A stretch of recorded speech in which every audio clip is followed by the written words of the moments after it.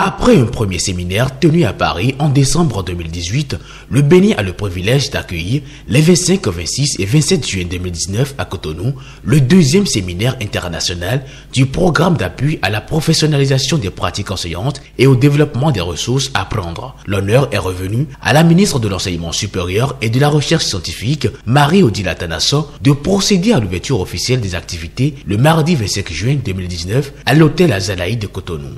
Comme vous le savez, le gouvernement du Bénin attache une grande importance à la formation d'un capital humain professionnellement outillé pour le développement des différents secteurs de l'économie. Cela se traduit par la batterie de réformes inscrites dans son programme d'action sous la stratégie 5, amélioration des performances de l'éducation, dans le pilier numéro 2, engager la transformation structurelle de l'économie. C'est donc naturellement avec un grand intérêt que nous accueillons ici à Cotonou ce séminaire régional et participons au programme Apprendre dont les résultats sont susceptibles de contribuer à l'amélioration de la qualité de nos formations à travers un appui en expertise et une mise en réseau de praticiens, cadres éducatifs, universitaires et chercheurs qui y sont engagés.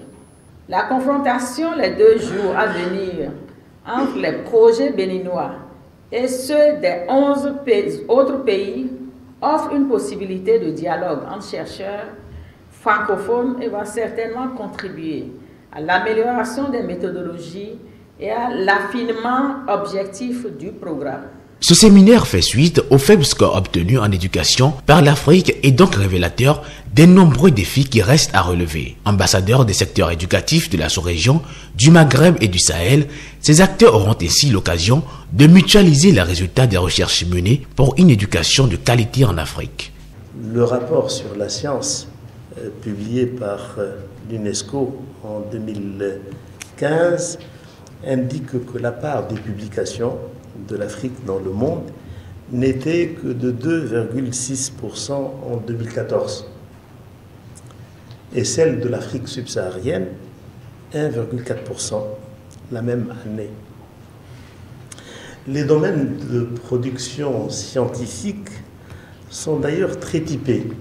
L'agriculture et la santé dominent largement. Un système national structuré et performant, c'est un système dans lequel on doit trouver des réponses précises aux questions suivantes. Existe-t-il une politique de recherche et d'innovation? Existe-t-il un cadre juridique qui organise la recherche et l'innovation? Qui oriente et qui définit la politique de recherche et d'innovation?